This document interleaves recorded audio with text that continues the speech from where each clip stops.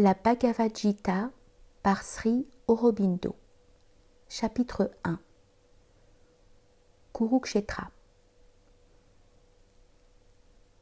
Dhritarashtra dit: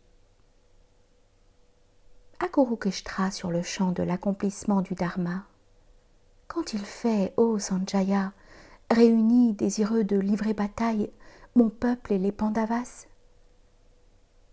Sanjaya dit: alors le prince Duryodhana, ayant vu l'armée des Pandavas déployée en ordre de bataille, s'approcha de son maître et lui parla ainsi: contemple, ô Acharya, cette armée puissante des fils de Pandu, alignée par le fils de Drupada, ton intelligent disciple.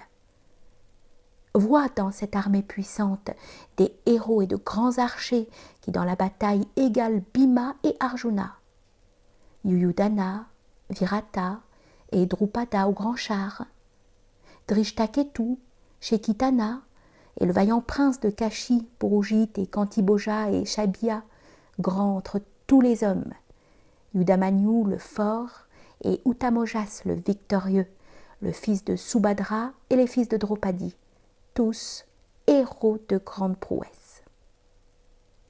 De notre côté aussi, ô meilleur des deux fois nés, connais ceux qui se distinguent entre tous les chefs de mon armée. Pour que tu les remarques, voici, je te les nomme. Toi-même et Bhishma, et Karna et Kripa, victorieux dans la bataille. Ashwathaman, Vikarna et aussi Somodati. Et d'autres héros nombreux ont fait pour moi l'abandon de leur vie. Tous sont pourvus d'armes et de projectiles divers et bien versés dans l'art de la guerre.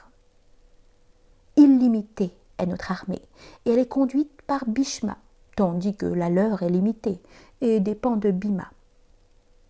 C'est pourquoi vous tous qui vous tenez dans vos divisions respectives sur les différents fronts de bataille, défendez Bhishma. Réjouissant le cœur des Duryodhana, le puissant ancêtre, l'ancien des Kurus, faisant retentir le champ de bataille d'un rugissement de lion, souffla dans sa conque. Alors, conque et tambour, trombe et corps soudainement résonnèrent, et la clameur devint immense. Alors, debout dans leur grand char attelé de chevaux blancs, Madhava et le fils de Pandu soufflèrent dans leur conque divine. Rishikesha souffla dans sa Panchanjaya et Dhananjaya dans sa Devadatta. Vrikodara, au terrifiant fait d'armes, souffla dans sa conque puissante Pondra. Le roi Yudhishthira, fils de Kunti, fit retentir Anantavijaya. Nakula et Sahadeva, Sugosha et Manipushpaka.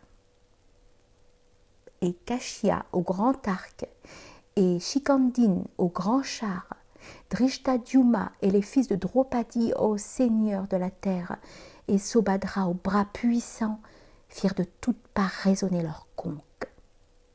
Ce mugissement tumultueux, se répercutant par la terre et le ciel, déchira le cœur des fils de Dhritarashtra. Alors, voyant les fils de Dhritarashtra alignés en ordre de bataille, et les projectiles déjà volants, le fils de Pandu, dont l'emblème est un singe, saisit son arc et dit ces paroles à Hrishikesha, ô seigneur de la terre. Arjuna dit: ô Achyuta, arrête mon char entre les deux armées afin que je puisse voir ces myriades d'hommes impatients de se battre, que je dois affronter en cette fête de combat, afin que je puisse contempler ceux qui sont venus ici défendre la cause du fils pervers de Dhritarashtra. Sanjaya dit: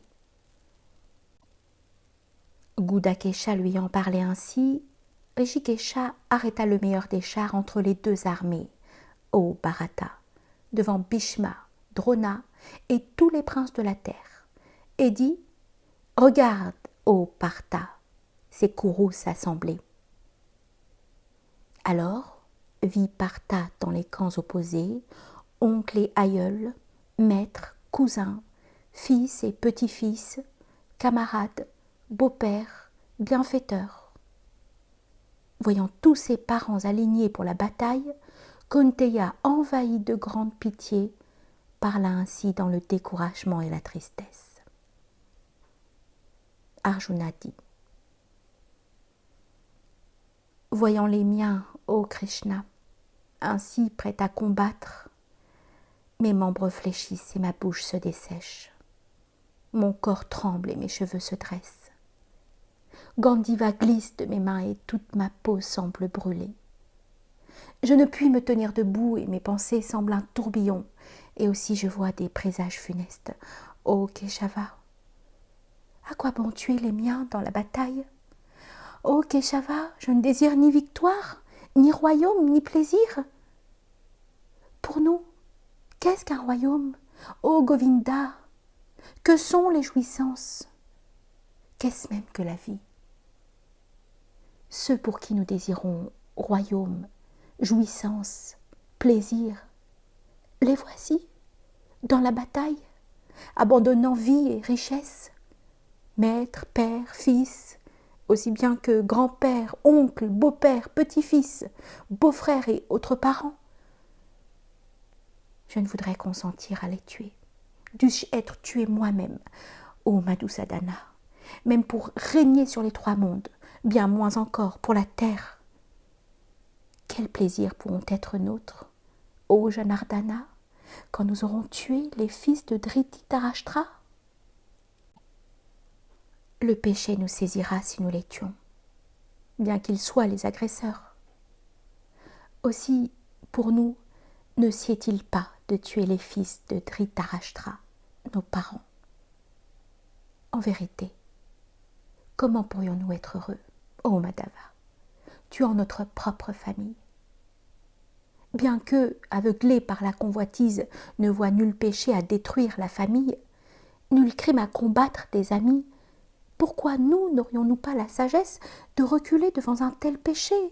Ô Janardana, nous qui voyons en la destruction de la famille le mal. La famille anéantie, ses traditions éternelles sont détruites. Dans l'effondrement des traditions, la famille entière est entraînée hors de la loi. Quand domine l'illégalité, ô Krishna, les femmes de la famille deviennent corrompues. Les femmes corrompues, ô Varjneya, alors vient la confusion des Varnas.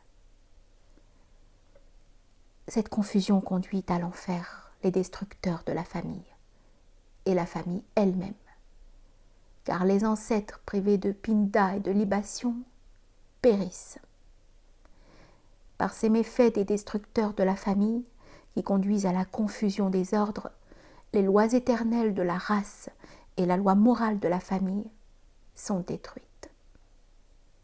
Et les hommes dont les mœurs familiales sont corrompues, ô Janardana, vivent à jamais dans l'enfer. On nous l'a dit.